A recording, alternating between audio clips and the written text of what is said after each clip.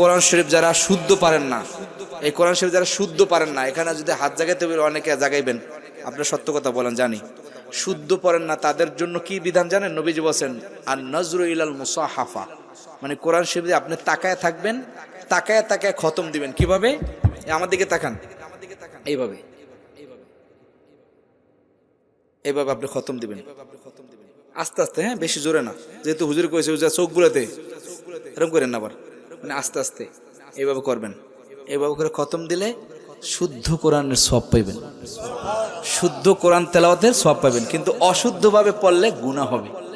যারা অশুদ্ধ পড়েন খুব দ্রুত হুজুরকে যত টাকা লাগুক কোরআন শরীফ শুদ্ধ করতে যদি 50,000 1 লাখ লাগে শুদ্ধ করেন, এত টাকা খরচ করেন দুনিয়ার জন্য, কোরআন শরীফ পিছনে হ্যাঁ হুজুর কাজ নেই 1 লাখ টাকা খরচ করবো, এই এই বুদ্ধি আমার দিতে আসছেন না ভাই? কোরআন শরীফ আপনার কাজে লাগবে। কোরআন শরীফ কবরের ভিতরে আপনার জন্য টর্চ লাইট দিবে।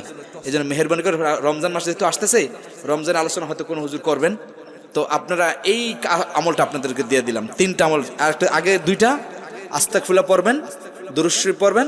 রমজান মাসে বা বাহিরেও এই সবসময় কোরআন শরীফ যারা অশুদ্ধ পড়েন, আপনি কোরআন খুলে শুরু থেকে শেষ পর্যন্ত বারবার খতম দেবেন। এইভাবে আস্তে আস্তে করে আঙ্গুল দিয়া হাত বুলাইবেন আর চায়ে থাকবেন, নজরটা দিকে থাকবো। তাহলে আপনার আর নজরু ইলাল মুসাহাফা, কোরআনের দিকে তাকাইলো সওয়াব হয়, তাকায় থাকলো সওয়াব। কাবার দিকে তাকাইলে সওয়াব, কাবার জিয়ারত করলো সওয়াব, তাকাইলে 20 নেকি। তাহলে এটার জন্য আপনি তাকাইলে সওয়াব পাইবেন। এই আমলটা আমরা করতে পারবো, সহজ আমল। কে কে পারবেন দেখি? পারবেন সবাই? অনেকে এমনি হাত জাগাইছে। আগামী বছর যে জিজ্ঞাসা করছি কে কে দুরূদ শরীফ পড়ছেন, হাত জাগান নাই। তা আগামী বছর আল্লাহ যদি আমার বাঁচায় আর যদি কমিটি দাওয়াত দেয়, তাইলে আমি আপনাদের কাছে জিজ্ঞেস করব। ঠিক আছে, আপনার আমলটা করবেন। আল্লাহ আমাদেরকে তৌফিক দান করবো। আমিন।